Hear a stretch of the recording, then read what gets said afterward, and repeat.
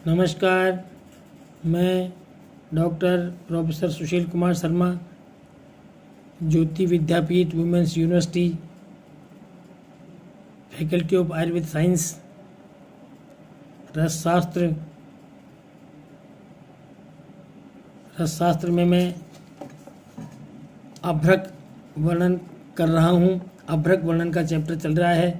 अभ्रक वर्णन में मैं इस चैप्टर से पूर्व मैंने आपको अभ्रक के अमृतीकरण के गुण बताए। अमृतीकरण करने के बाद में उसके अभ्रक में क्या क्या गुण होते हैं, इन गुणों के बारे में आपको वर्णन किया। उन सबको आपको अध्ययन लगातार करना चाहिए। अब मैं आपको अभ्रक के बारे में आगे बताने जा रहा हूँ कि पुट का क्या महत्व होता है। अभ्रक भस्म में पुट का क्या महत्व है, क्योंकि पुट 20 पुट 30 पुट भी देते हैं, शतपुटी भी अभ्रक होती है, सहस्त्रपुटी भी अभ्रक होती है। तो इन पुटों का महत्व क्या होता है ये बताया है कि पुट में यह है कि जितने अधिक पुट दोगे भस्म में, उतने अधिक ही भस्म में आपको वारितर होगी, ग्राह्य होगी, रेखापूर्ण होगी, मतलब जो जितने भी गुण बताए ना भस्मों के, वो सारी उनमें गुण मिल जाएंगे। तो इसलिए गुणों के बारे में बताया कि पुट द्रव्यों से दोषों का नाश होता है। जितने भी पुट दोगे उससे जो द्रव्य में होने वाले दोषों का नाश होता है। पुट से भस्म में गुण का विषय उदय होता है, गुणों का विशेष रूप से उदय होता है, मतलब गुण की वृद्धि होती है उसमें। पुट से लोहादि खनिज द्रव्यों की जो है भस्म बन जाती है। अतः भस्म निर्माण में पुट का अत्यंत महत्वपूर्ण योगदान है। कोई भी भस्म बनाओगे आप तो बिना पुट के भस्म का निर्माण होता ही नहीं है। इसलिए पुट का भस्मों में अत्यधिक महत्व माना गया है। इससे उसके संपूर्ण मान लो दोष हैं, उन दोषों का निवारण हो जाता है। अब आगे है अभ्रक, शुद्ध अभ्रक का महत्व।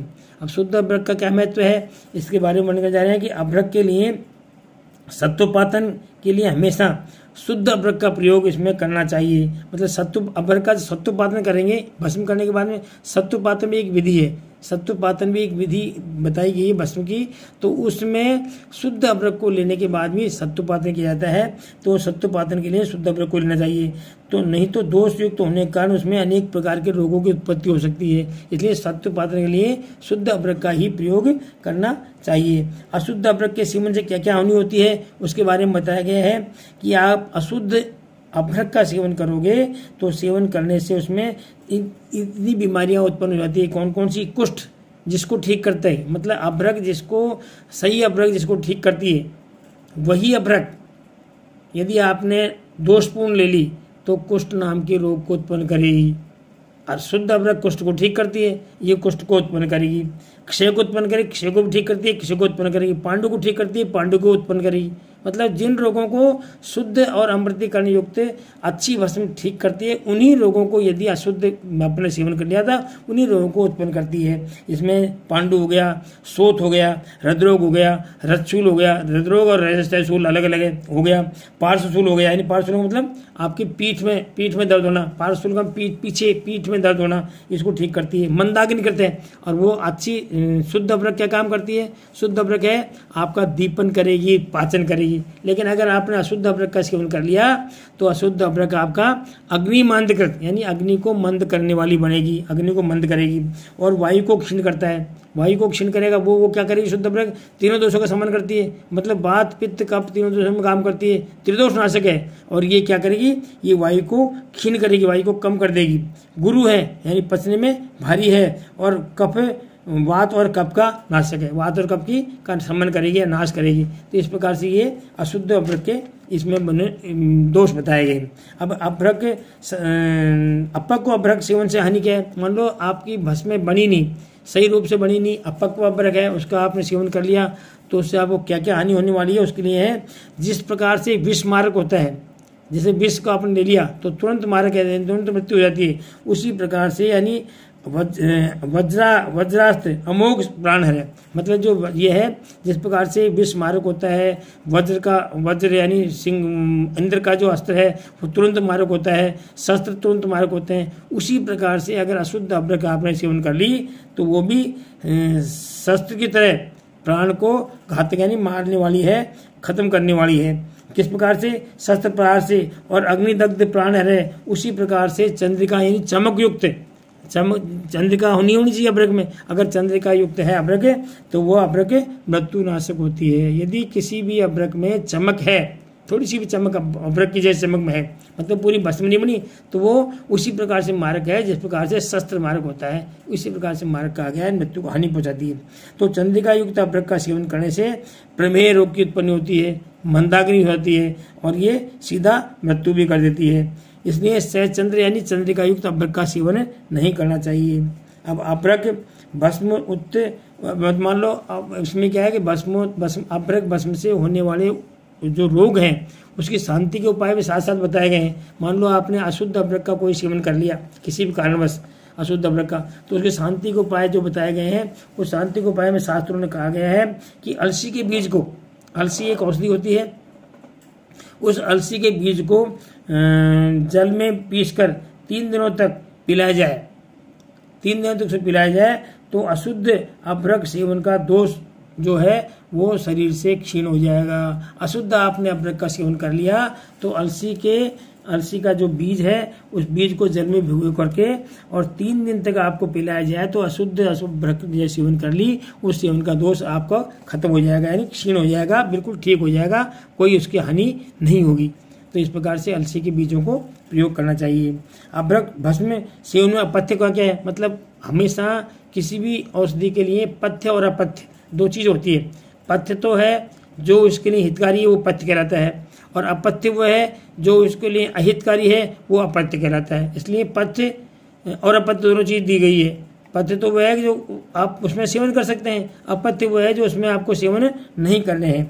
तो अपथ्य में बताया कि अभ्रक सेवन में आपको क्षार का प्रयोग नहीं करना चाहिए। अभ्रक जब सेवन करो तो किसी प्रकार के क्षार, युवक क्षार है, किसी प्रकार के क्षार का प्रयोग नहीं करना चाहिए। अम्ल पदार्थों का प्रयोग नहीं, खट्टी चीजों का प्रयोग नहीं करना चाहिए। ठीक है, दाल का प्रयोग नहीं, दाल में सभी प्रकार की दाल आ गई, दालों किसी भी प्रकार के दाल का प्रयोग नहीं करना चाहिए। है वंध्या करकोटी एक तरह की सब्जी होती है, वंध्या करकोटी नाम की होती है, उस वंध्या करकोटी को प्रयोग नहीं करना चाहिए। करेला का प्रयोग नहीं करना चाहिए। ठीक है, बैंगन का प्रयोग नहीं, तेल का प्रयोग नहीं करना चाहिए, बैंगन का प्रयोग नहीं, तेल का प्रयोग नहीं करना चाहिए। करीर नहीं खाना चाहिए, करीर एक तरह के वो है फल है, उस करीर का प्रयोग भी अभ्रक भस्म के सेवन के समय नहीं करना चाहिए। ये इनके लिए अपथ्य बना गया है। अपथ्य का मतलब ये अगर करोगे तो नुकसान होगा शरीर में, मतलब अभ्रक जो आपको काम करेगी शरीर में वो काम तो करेगी नहीं, बाकी वो नुकसान भी कर सकती है, इसलिए इन चीज़ों को अपथ्य में रखा गया है, इनका प्रयोग नहीं चाहिए। दाल में सभी प्रकार के दालों का प्रयोग है, तो इनको सभी प्रकार की दालों का प्रयोग अभ्रक के सेवन के टाइम आपको नहीं करना चाहिए, वो सब अपथ्य मानी गई है। अब इसमें अभ्रक भस्म की मात्रा, मतलब अभ्रक भस्म की क्या मात्रा हो और क्या अनुपान हो। अनुपान होते हैं जो उसके बाद में लिया जाए, उसको औषधि के बाद में जो लेते हैं उसे अनुपान कहते हैं। तो क्या तो अनुपान है इसका और क्या इसकी मात्रा है, उस मात्रा के बारे में कहा गया है कि किंतु अनुपान के रूप में विडंग चूर्ण, अनुपान के रूप में क्या है, विडंग चूर्ण दे सकते हो आप, हैं त्रिकुटी चूर्ण दे सकते हो और घृत के साथ भी दे सकते हो। विडंग चूर्ण है, त्रिकुटी चूर्ण है, घृत के साथ दे सकते हो हैं। और इसकी मात्रा क्या बताइए, 375 मिलीग्राम, 375 मिलीग्राम की मात्रा दे सकते हो। तो 375 मिलीग्राम की मात्रा तो 30 पुटी वाली या 20 पुटी वाली मात्रा उसकी है। बाकी अगर 7 पुटी है तो कम मात्रा हो जाएगी, 60 पुटी है तो और भी कम मात्रा हो जाएगी। 250 mg, 125 mg, 60 mg, इस प्रकार की मात्रा जो अभ्रक 7 पुटी 20 पुटी होगी उसकी मात्रा वैसे ही उसमें कम होती जाएगी। इसका प्रयोग ऐसे करना चाहिए। तो अभ्रक भस्म के सत्व भस्म ज्यादा तीव्र और अत्यधिक गुणयुक्त होती है। ठीक है ना, अतः सत्व भस्म में सामान्य भस्म की मात्रा से आधी होनी चाहिए, सामान्य भस्म की जो मात्रा हो उससे आधी होनी चाहिए। इसी प्रकार से 7 फुट और 60 फुट अभ्रक में है उनकी मात्रा भी उसमें आधी करनी चाहिए, तो उससे 3 ज्यादा मात्रा उसमें नहीं होनी चाहिए। अब अनुपान के लिए है कि शास्त्र में अनुपान के लिए चिकित्सक को स्वतंत्र रखा गया है। मतलब शास्त्र जो कहता है कि अनुपान में चिकित्सक जैसी स्थिति देखे, मतलब जैसी आपकी बीमारी है उस बीमारी के अनुरूप, उसके रोगी के अनुरूप, रोग के अनुरूप चिकित्सक स्वतंत्र है को उसको उसी का जो लाभ दे उसके लाभ के देने वाला अनुपान करना चाहिए। तो चिकित्सक में स्वतंत्र है तो अनुपानों में उसको देना चाहिए। अर्थात चिकित्सक रोगी के रोग की अवस्था को देख करके, बलाबल को देख करके तद रोग नाशक एवं योगवाही उस रोग को नाश करने वाला और योगवाही शरीर को समझ जल्दी पहुंचाने वाली चीज को उपयोग कर सकता है। जैसे मधु से दे सकता है, घृत से दे सकता है, मक्खन से दे सकते हैं, दूध से है, और अन्य कोई भी द्रव्य, अन्य कोई भी औषधि का स्वरस हो सकता है, उस स्वरस से उसको दे सकते हैं। तो इस प्रकार से इसका प्रयोग करना चाहिए। जैसे मान लो आपको काश में देना है तो काश में आपको मधु से दे दो, ठीक है, अदरक के स्वरस से दे दो, तो ये स्वरस हो गया। तो इस प्रकार से जिस बीमारी में देना हो, जैसे मान लो आपको रक्ताल्पा में देना है तो रक्ताल्पा में आपको मुनक्का के उससे दे सकते हैं। तो कुछ जैसी बीमारी हो आपकी, उस बीमारी के आधार पर अन्नपान का प्रयोग उसमें कर सकते हैं, उसका प्रयोग करना चाहिए। इसी प्रकार से आगे जब इसमें आगे बताया है तो अभ्रक भस्म का जो कलर है, जो रंग बताया किस प्रकार होना चाहिए, बिल्कुल स्टिका चूर्णवत लाल, जैसे इस ईंट के चूर्ण के समान उसका लाल रंग का होना चाहिए और बिल्कुल सूक्ष्म होना चाहिए, रेखातर, बारीतर, इस तरह की होनी चाहिए। तो इस प्रकार के अभ्रक भस्म का है। अब अभ्रक भस्म के सत्वपातन की विधि का भी वर्णन किया गया है। उसका सत्वपातन कैसे करना चाहिए, उसकी विधि भी इन्होंने बताई है कि 1 किलो धान्याभ्रक ले और उसमें टंकण सुहागा, टंकण भस्म होती है वो सुहागा 250 ग्राम लें, और मूसली स्वरस यथावश्यक, जितना आवश्यक हो उतना मूसली स्वरस लें और उसका प्रयोग उसमें करना चाहिए। अब इसमें करने के लिए शुद्ध अभ्रक करके धान्याभ्रक बनाने, पहले तो इसके प्रमाण से धान्याभ्रक एवं टंकण मिला करके मूसली स्वरस की क्वाथ करें, क्वाथ करने की भावना दें, उसकी टिकिया बना लें, गोनी बना करके शुद्धाव्रत, अग्नि के शुद्धाव्रत लक्षण के समान उसको पिघलने के लिए संडासी से पकड़कर लोहे की प्लेट में डाल दें और शीतल होने पर अभ्रक को इमाम दस्ते में कूट करके चूर्ण करें और चुंबक लोहे को इस चूर्ण को घुमाने से चुंबक के सत्व में चिपक जाएगा। तो इस प्रकार से सत्व में चुंबक में चिपके उसको अलग से ग्रहण करके इस प्रकार के उसके सत्वपातन के रूप में उसको ग्रहण करना चाहिए। अब इसमें आगे अभ्रक के 5 संस्कार इन्होंने बताए हैं कि अभ्रक के 5 संस्कार होने चाहिए। कौन कौन से? सबसे पहला संस्कार तो है अभ्रक का कि अभ्रक का निर्मलीकरण। अभ्रक के संस्कारों में 5 संस्कार मुख्य रूप से है। सबसे पहले निर्मलीकरण यानी अभ्रक का शोधन, निर्मलीकरण यानी उसके जो उसमें जो मल है उसको बाहर निकालो। तो सबसे पहले इस 5 संस्कारों में अभ्रक का निर्मलीकरण करना चाहिए, यानी अभ्रक पत्र को, अभ्रक सत्व का शोधन कर, उनका शोधन करो। फिर है धान्याभ्रकरण, धान्याभिकरण, अभ्रक का धान्य के साथ उसको बोरे में या कम्बल में लपेट करके और कांजी में भिगोर के उसका धान्याभिकरण करो। इसके बाद में उसका सुमृतिकरण करो, यानी भस्म बनाओ उसमें, फिर अमृतिकरण करो और फिर सत्वपातन करो। इस प्रकार से इसके 5 प्रकार के इन्होंने अभ्रक के वो बताए हैं। इस प्रकार से इसको करना चाहिए। अभ्रक भस्म में इसकी आगे जो इसकी बताइए, इसमें अभ्रक भस्म में कई प्रकार के जो इसकी तुलना में है, इसके कई प्रकार की औषधियाँ बनती हैं अभ्रक भस्म से। बहुत प्रकार की औषधियाँ हैं, उन औषधियों को एक एक नामों का वर्णन किया गया है कि इसके अभ्रक भस्म से होने वाले मुख्य योग कौन कौन से हैं। तो इसमें है जैसे अग्निकुमार रस, अग्निकुमार रस बनता है जो इसमें अभ्रक का प्रयोग अत्यधिक रूप से होता है।